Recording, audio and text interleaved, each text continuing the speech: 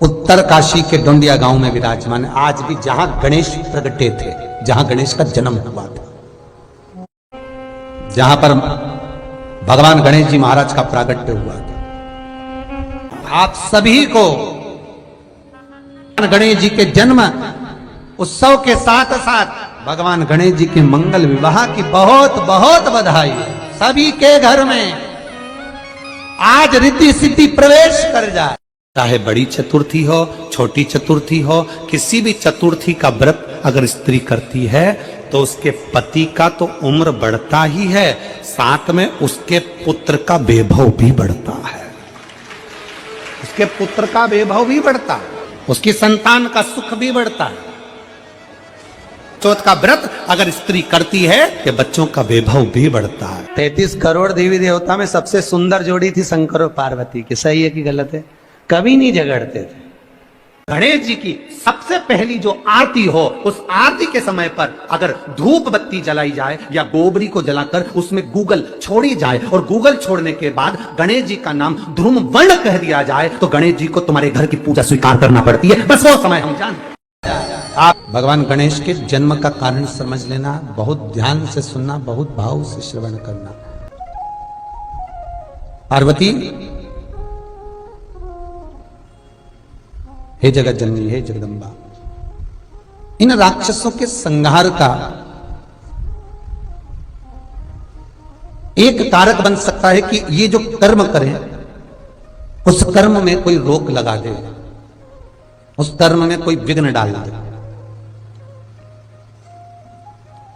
और यदि कोई विघ्न डालेगा तो इनका जो किया हुआ कर्म है वो अपने आप नष्ट हो जाएगा।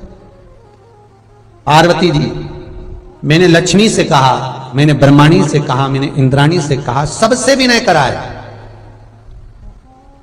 पर कोई ऐसे बालक को प्रकट नहीं करना चाहती कि जो विघ्न डाल सके।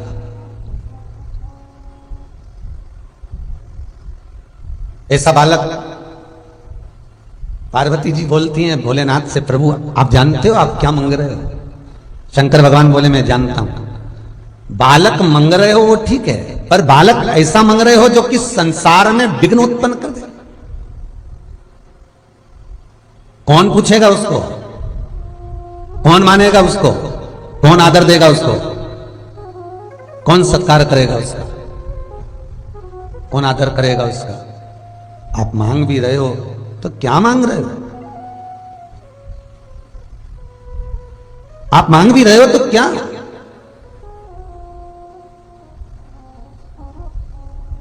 पार्वती, तेरे सिवाय कोई यह कार्य नहीं कर सकता, ये मैं जानता हूं, ठीक है। तो शिव महापुराण कहती है वो उत्तराखंड में हिमालय पर पर्वतों की कंदरा में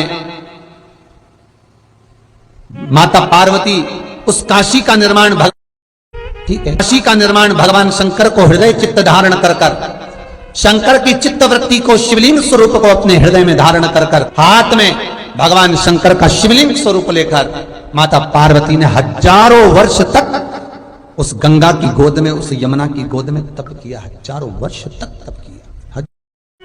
आपसे केवल एक वर चाहिए। शंकर जी बोले बोलो क्या चाहिए? पार्वती कहती है बालक को प्रकट मैं करूंगी, मेरा बालक जगत में विघ्न डालेगा इन राक्षसों के कार्य में, पर उसका नाम बिगड़ना नहीं चाहिए, जगत में उनको पूजा जाए, क्योंकि मैं जन्म दे रही हूं उसको, मैं प्रकट कर रही हूं उसको। नहीं तो दुनिया के लोग कहें बताओ माता पार्वती के तन से जो बालक प्रकट हुआ था वो विघ्न डालने वाला, लोग उसको पूछे ही ना, लोग उसका स्मरण ही ना करें। ये भगवान के गणेश के प्रागट्य की कथा है कि उनका प्रागट्य क्यों हुआ, किस लिए हुआ, किसके लिए हुआ, कारण क्या था, किस कारण से।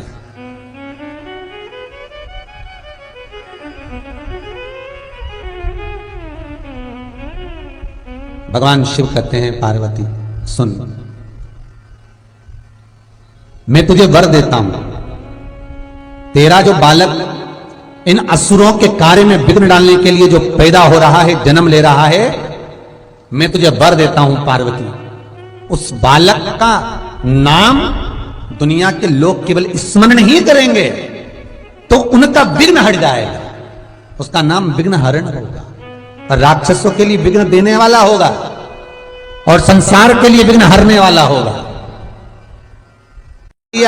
स्नान करने जा रही थी, उसमें प्राण दे दिए, दरवाजे का द्वारपाल बन गया वो विनायक, और शंकर जी ने उसका सिर काट दिया। बस गणेश जी का जन्म हो गया। अरे कारण क्या था गणेश के जन्म का?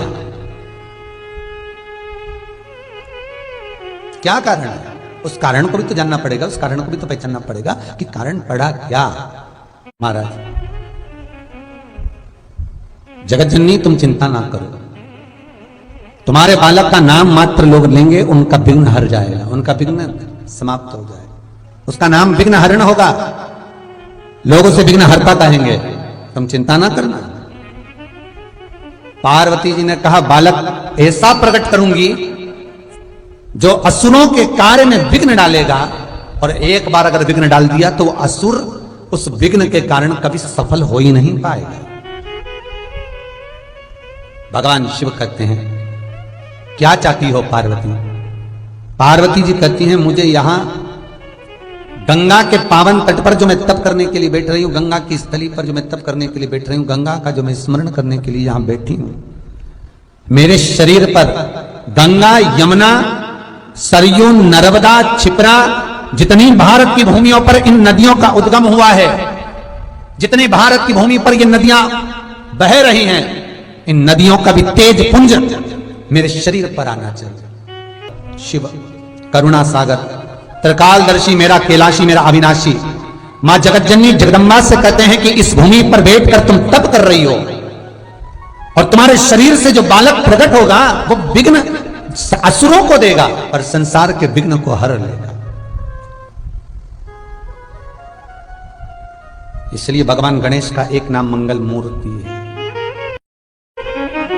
शिव पार्वती से कह रहे हैं तू बैठकर तप कर। हजारों वर्ष तक माता पार्वती जी ने तप करा ऐसा पुत्र प्राप्त करने के लिए जो असुरों के कार्य में विघ्न डाल दे और जगत के विघ्न को हर ले। वह विघ्न अधिपति मेरा भगवान श्री गणेश प्रकट हो, उसके लिए मां पार्वती तप कर रही है, साधना कर रही है। हजारों वर्ष मां के तप में निकल जाते हैं।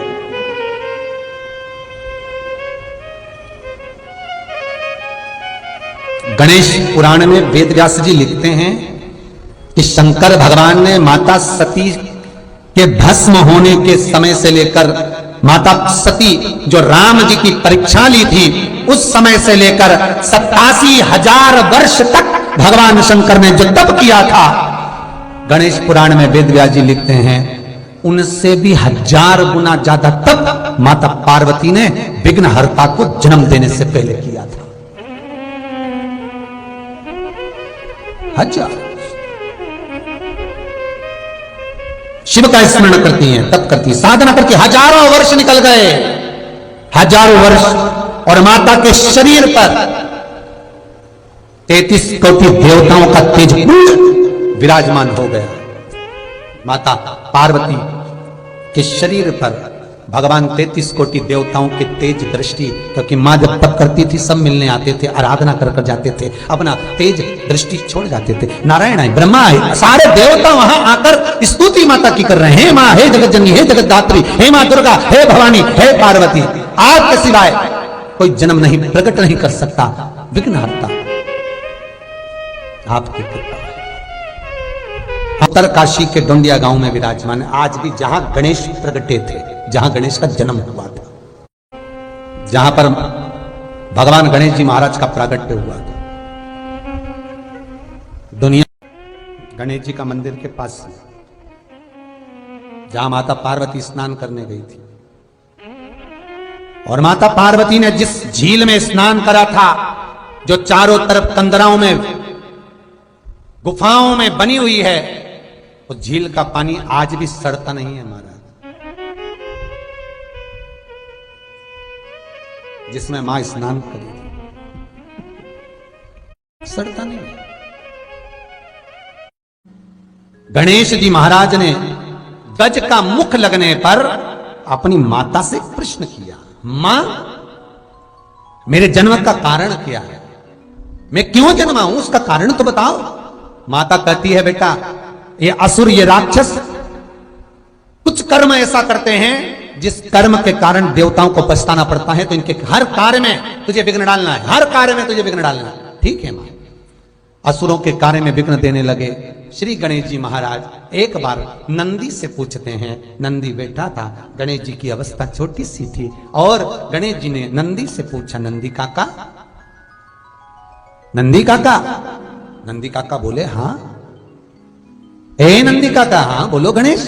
गणेश जी पूछते हैं, नंदी काका ये तो बताओ कि मुझे जन्म दिया किसने? नंदी काका बोले माता ने। संसार को जन्म देने वाली कौन है?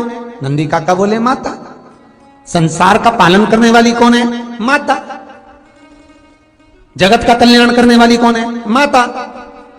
तो नंदी काका ये जितने भी संसार में मनुष्य जन्मे हैं, चाहे वो स्त्री हो, चाहे वो पुरुष हो, चाहे वो देव हो, चाहे वो राक्षस हो, सबका जन्म किसने करा? नंदी काका बोले माता ने। गणेश जी को समझ में आ गया, गणेश जी की चित्त वृत्ति में ये बात बैठ गई कि ये पूर्ण संसार मेरी मां जगत जननी पार्वती के द्वारा निर्मित है, तो इस संसार में जितनी स्त्रियां हैं ये मेरी माता के तुल्य हैं, इसलिए मैं विवाह नहीं करूंगा, मैं शादी नहीं करूंगा। ये जितनी भी स्त्रियां हैं, माता ने जिनको जन्म दिया है, मेरी माता ने जिनको पैदा किया है, मेरी माता ने इस संसार का जन्म करा है। और श्री गणेश जी महाराज लंबोदर वक्रतुंड गंगा के घाट पर पहुंच गए और गंगा के घाट पर गणेश जी महाराज तप करते, साधना करते। जो साधना में श्री गणेश जी महाराज गंगा के घाट पर बैठकर तप कर रहे थे, गंगा के घाट पर बैठकर जो गणेश जी महाराज साधना कर रहे हैं, तप कर रहे हैं, साधना में डूबे हुए हैं श्री गणेश। गणेश जी महाराज ने 20,000 वर्ष तक जब तप साधना श्री गणेश जी कर, हजारों वर्ष की साधना जब गणेश जी महाराज की हो गई, तब राक्षस कुल में जन्मी वृंदा, राक्षस कुल में जन्मी वृंदा गंगा के घाट पर भ्रमण करने के लिए आई।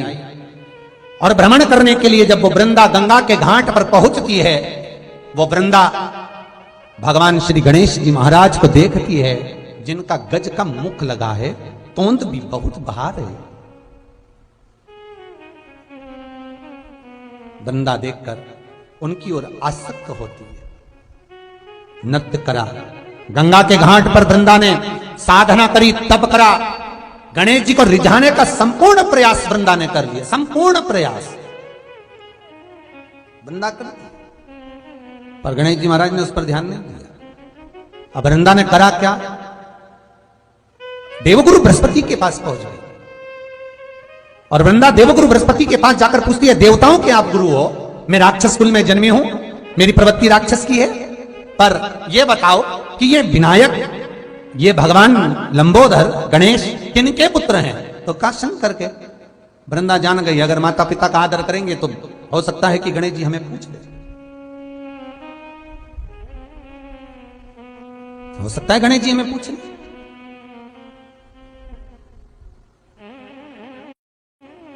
महाराज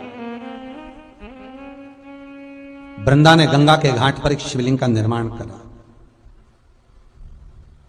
शिवलिंग का निर्माण वृंदा करती है और पार्थिव शिवलिंग का निर्माण कर वृंदा गंगा का जल शंकर पर समर्पित करती है। वृंदा ने खूब किया पर गणेश जी नहीं माने, श्राप दे दिया। वृंदा कहती है, मेरा श्राप है, तुम एक शादी के लिए मना कर रहे हो, तुम्हारे 2 मंगल विवाह होंगे। गणेश जी कहते हैं, वृंदा बिना सोचे समझे तूने मुझे श्राप दिया है, मैं तुझे श्राप देता हूं, तू तुलसी का पौधा बनेगी और मेरे सामने कभी नहीं आएगी। एक शंकर जी, एक गणेश जी, ये 2 देवता ऐसे हैं जिन पर तुलसी नहीं चढ़ती है, उनके भोजन में कभी तुलसी नहीं जाती है। इनकी भोजन की थाली में कभी तुलसी नहीं रहती। शंकर को तो फिर भी बैकुंठ चतुर्दशी के दिन रात्रि को 12 से 4 के बीच में तुलसी चढ़ भी जाती है, पर गणेश जी को तो वो तुलसी चढ़ती ही नहीं है। गणेश जी को समर्पित करना है तो शमी पत्र समर्पित करो, बेल पत्र समर्पित करो, दुर्वा समेत समर्पित करो, पर तुलसी नहीं। गणेश जी को, गणेश जी की साधना को तोड़ दिया, तब साधना गणेश जी की टूट गई। गणेश जी कैलाश पर चले गए, समय आया, प्रजापति विश्वरूप विश्वकर्मा की धर्म पत्नी कंचना, रिद्धि सिद्धि की मां। गणेश जी के ससुर और सास का नाम आप बहुत ध्यान रखकर रखना, कंचना देवी, प्रजापति विश्वरूप विश्वकर्मा की धर्म पत्नी कंचना देवी। एक बार भगवान शिव का स्तमन कर रही थी, बैठी थी, और भगवान विश्वकर्मा जी से उन्होंने पूछ लिया, प्रभु मेरी चित्त वृत्ति में मैं इतना सा चाहती हूं कि मेरे तप बल से, मेरी साधना से, मेरे शरीर से, मेरी तप साधना से जो कन्या जन्म ले वो जगत का भरण पोषण करने वाली हो, जगत का लाभ देने वाली, भरण पोषण करने वाली हो, ऐसी कन्या मेरे द्वारा प्रकट। माता कंचना रिद्धि सिद्धि की माता खूब तप करी, खूब। उसके लिए कंचना तप कर रही है, और उधर ब्रह्मा जी ने सरस्वती को भेज दिया भगवान श्री गणेश जी की बुद्धि को फेरने के लिए। गणेश जी के जन्म के समय पर सारे देवी देवताओं ने आकर गणेश जी को वर दिया था, सारे देवताओं ने, सारी देवियों ने, सब ने आकर वर प्रदान करा। उसमें माता सरस्वती भी थी, और माता सरस्वती ने गणेश जी को वर दिया था कि तुम बुद्धि के देव कहलाओगे, तुम्हारे बुद्धि की कभी कमी। और आज ब्रह्मा जी वापिस सरस्वती को गणेश की बुद्धि फेरने के लिए भेज रहे, वापिस सरस्वती। इतने में माता सरस्वती आई, और माता सरस्वती आकर एक पवन के रूप में आकर गणेश जी की मस्तक पर के पास पहुंच गए। सरस्वती आज पवन के रूप में, माता पार्वती ने हाथ में जल लेकर सरस्वती पर, क्या बताएं, ब्रह्मा जी ने भेजा है, ब्रह्मा जी ने भेजा है। क्यों भेजा है, किस लिए? बस ये विवाह कर लें और कुछ नहीं। ब्रह्मचारी का जीवन जीना है, इस ब्रह्मचारी के जीवन को छोड़ दें। भगवान माता सरस्वती के शब्द जब माता पार्वती ने सुने तो माता पार्वती सरस्वती से कहती है, तुम जाओ, इस चीज के लिए तुम्हारी जरूरत नहीं पड़ेगी। माता सरस्वती के जाने के बाद माता पार्वती ने गणेश को गोदी में बिठाकर कहा, लालन सुनो गणेश। गणेश जी बोलते, मां बोलो, क्या बात है? सुन बेटा, संत बनना सरल, ब्रह्मचारी बनना सरल, तपस्वी बनना सरल, साधक बनना सरल, तपस्यावान बनना सरल है। गंगा के घाट पर बैठकर तप करना सरल है, नर्मदा सरयू यमुना के घाट पर बैठकर साधना करना सरल है, पर गणेश एक श्रेष्ठ गृहस्थी बनना कठिन है। ये स्वयं माता पार्वती श्री गणेश जी महाराज से कह रही, स्वयं माता पार्वती जी गणेश जी से निवेदन कर, बहुत कठिन है, बहुत में लगी हुई है। तुम्हारे हाथों, माता पार्वती गणेश जी से समझा रही, गणेश जी को निवेदन कर रही हैं कि संसार में ब्रह्मचारी बनकर नहीं रहना, तुझे तपस्वी बनकर नहीं रहना, तुझे साधक बनकर नहीं रहना, तुझे साध्य बनकर नहीं रहना, तुझे तो केवल केवल और केवल गृहस्थ आश्रम में रहकर भगवत भजन करना, गृहस्थ आश्रम।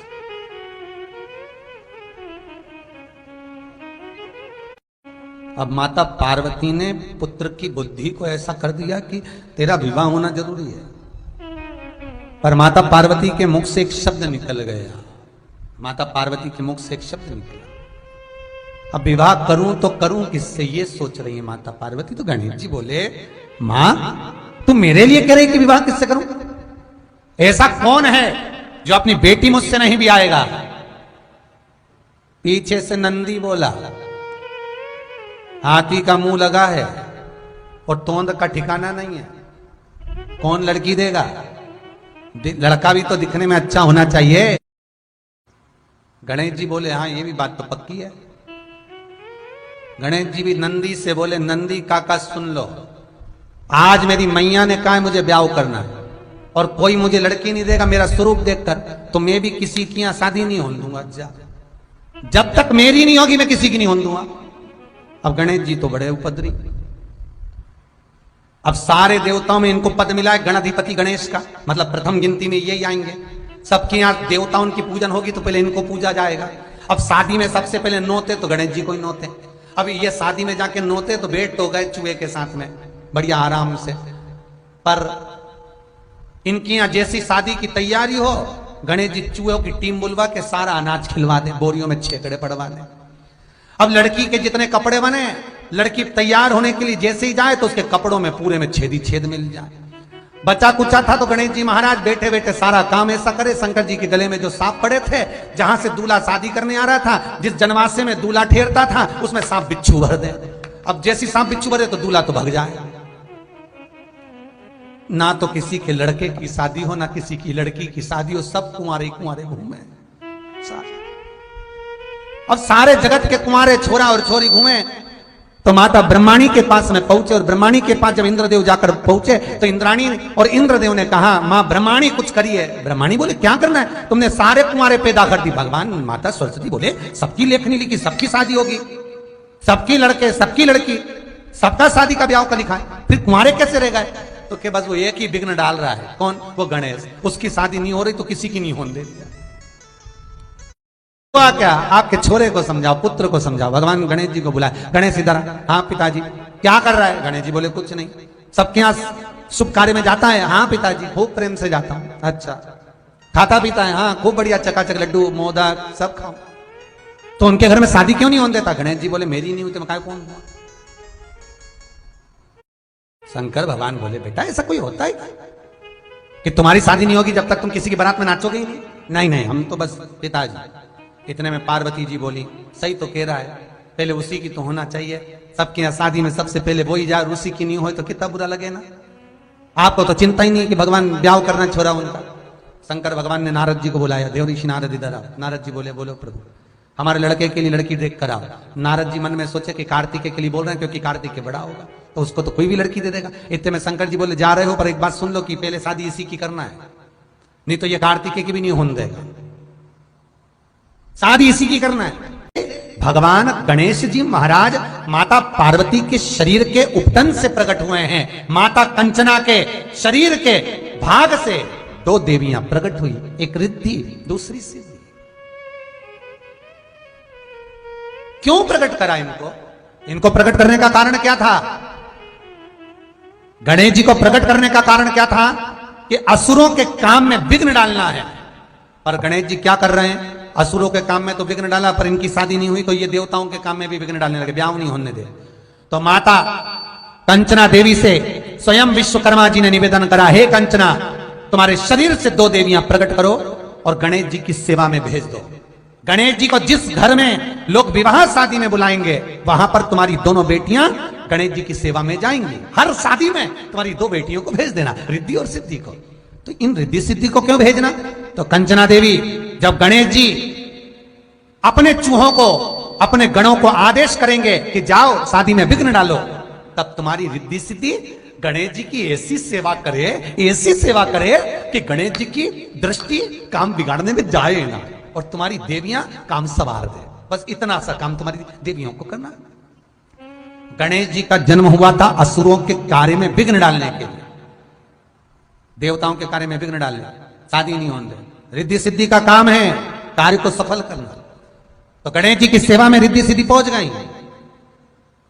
और जब गणेश जी की सेवा में रिद्धि सिद्धि पहुंची, अब गणेश जी महाराज रिद्धि सिद्धि कभी जैसे गणेश जी महाराज अपने चूहे को पास में बुलाए कुछ बोलने के लिए, इतने में रिद्धि पहुंच जाए पंखा झेलने के लिए। इतने में सिद्धि आके बोले प्रभु क्या खाओगे? गणेश जी बोले मोदक। सिद्धि जाए मोदक लेने, इतने में रिद्धि चरण दबाए। रिद्धि चरण दबाए तो गणेश जी का ध्यान चूहों पे जाए नहीं, और जिसकी यहाँ शादी थी उसके मंगल ब्याह बड़े प्रेम से हो जाए। गणेश जी जब घर आए तो चूहे बोले प्रभु आज तो काम नहीं बिगाड़ा अपन। गणेश जी बोले ये रिद्धि सिद्धि बहुत चतुर है, ये काम नहीं बिगाड़ने दे रहे हैं। कहाँ है रिद्धि सिद्धि? बुलाओ उनको। बुलाया रिद्धि सिद्धि को। गणेश जी ने कहा हे रिद्धि सिद्धि सुनो, मैं तुम्हें श्राप देता हूं। इतने में तो तुरंत कंचना देवी सामने प्रकट हो गई और माता कंचना देवी आकर बोली, प्रभु श्राप मत देना मेरी बेटियों को, इनको श्राप नहीं दीजिए। क्यों? इसलिए ना श्राप दूं मैं? कंचना कहती है, प्रभु श्राप ना दीजिए, मेरी बेटियां श्राप के योग्य नहीं है। ये तो देवताओं का हित कर रही हैं, ये तो देवताओं का कल्याण कर रही हैं, आप इनको श्राप ना दीजिएगा। प्रभु भगवान गणेश जी ने कहा, कंचना देवी तुम्हारी इन बेटियों ने मेरे साथ गलत कर्म किया, मैं जहां पर विघ्न डालना चाहता हूं यहां बीच में आकर ये अपनी दृष्टि से, अपनी सेवा से मुझे विचलित कर देती है। प्रभु क्षमा करना, अब ये आपको कभी कष्ट नहीं देंगे, ये तो जगत के कल्याण के लिए सेवा करने आई थी, आप बोलते हो अब नहीं आएंगे। भगवान गणेश जी जब घर पहुंचे, मां जगत जननी पार्वती ने शंकर जी से कहा विवाह करना है गणेश का। देवर्षि नारद गए, सीधे पहुंच गए प्रजापति विश्वरूप विश्वकर्मा के पास में। महाराज आप मौन बैठे हो, क्या बात है? विश्वरूप विश्वकर्मा जी बोले, बेटी को ब्याह करना है, कोई लड़का बताओ। देवर्षि नारद बोले, कैसा लड़का चाहिए? जो बैठे तो लगे कि जमाई बैठा है। ओहो, भगवान बोले बिल्कुल ऐसा ही है, एक बार बैठ गया तो उठता ही नहीं है 10 दिन तक। ठीक है, मेरी बेटी को मीठे का शौक है, भोजन वो बनाए, उसकी नाक ऐसी हो सूंघ कर आ जाए। ठीक है, भगवान श्री गणेश जी महाराज से विवाह पक्का किया। भगवान गणेश जी की मंगल बारात कंचना देवी के दरवाजे पर, प्रजापति विश्वरूप विश्वकर्मा के द्वार पर भगवान गणेश जी की बारात जा रही है।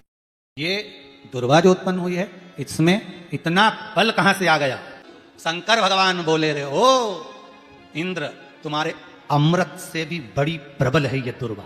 जिस समय पर अमृत का कलश निकला, उस अमृत के कलश को देवता लेकर जा रहे थे, ले जाते राक्षसों से छुड़ाकर सबसे पहले इन्होंने समुद्र के किनारे पर इसको छुपाया। उस जगह पर भगवान विष्णु की जंघा के रोम पड़े थे जिससे दुर्वा उत्पन्न हुई थी। उस दुर्वा पर इस कलश को रखा, रखते ही एक देवता ने उसके उठाकर देखना चाहा तो उसमें से थोड़ा सा भाग अमृत का नीचे गिर गया, जो दुर्वा पर पड़ गया। और आगे गए, फिर इसको छुपाया, वहां भी दुर्वा थी। फिर और आगे गए, वहां भी दुर्वा थी। सुन इंद्र, तेरे को जो अमृत मिला तूने एक बार में पिया, ब्रह्मा को जो अमृत मिला वो ब्रह्मदेव ने एक बार में पिया, वरुण को जो अमृत मिला वो एक बार में पिया, पर इस दुर्वा को जो अमृत मिला वो 5 बार मिला। इसलिए पंच दुर्वा लेकर तू गणेश के पास जा और उसको दे, क्योंकि ये 5 अमृत के कुंड से भी प्रबल है। ये 5 अमृत के कुंड से भी प्रबल है, लेकर जा तू ये दुर्वा। और इंद्र ने दुर्वा दी, गणेश जी को खिलाई। जैसे खिलाई, गणेश जी के भीतर की जो अग्नि थी वो